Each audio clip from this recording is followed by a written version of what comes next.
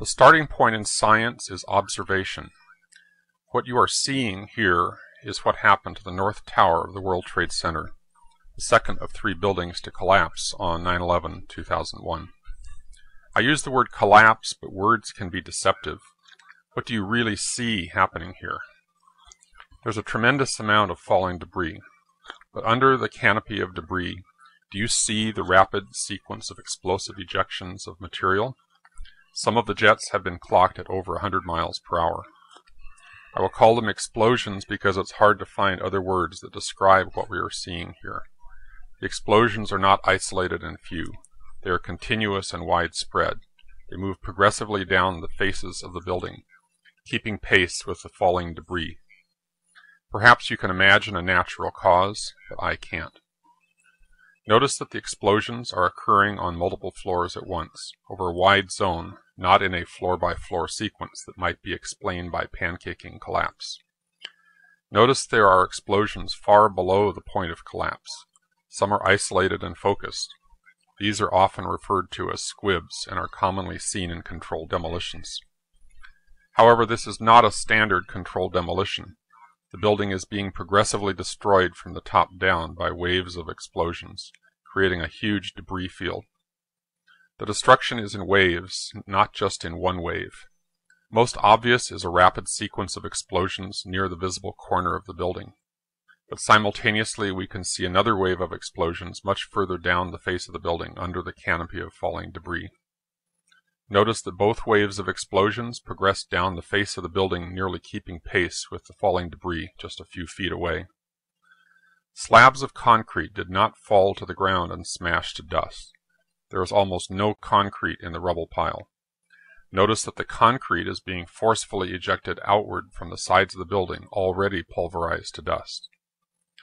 Notice that embedded in the dust clouds are huge girders and entire sections of steel framing that are being hurled out of the building.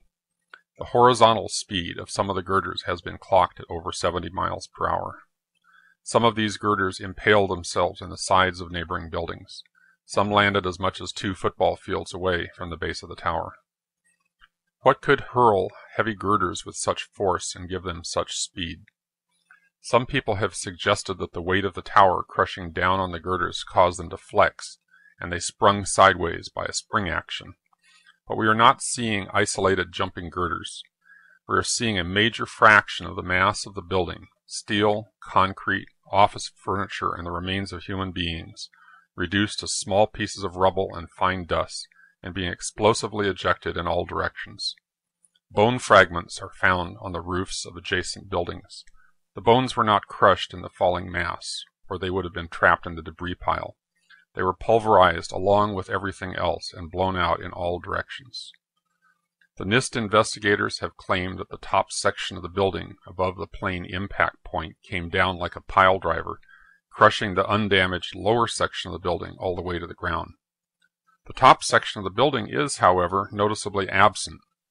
There is nothing above the ring of explosions except for a fountain of debris. Can you see a pile driver? It does not appear that the building is being crushed by anything. The waves of destruction and explosive ejections of material are occurring over a wide zone that continues all the way to the top of what remains of the building. The scientists at NIST did not model the collapse of the towers. Their analysis was gravely flawed in many ways, but the biggest flaw was that the scope of their investigation was artificially limited. They took their analysis only to the point of initiation of collapse, as though all that followed was inevitable and needed no explanation. The scope of their investigation was artificially limited to what might have happened or could have happened to begin the collapse. What they explicitly did not take into account is what actually happened. By limiting their investigation to the natural precursors of collapse, plane damage and the fire, they ruled out from the start any possibility of discovering evidence of planned demolition. In other words, anything that occurred during the collapse itself, such as the evidence you're seeing here, was explicitly scripted out of the investigation.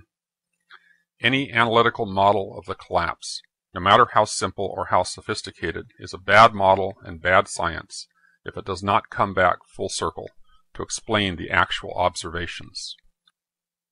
What do you see?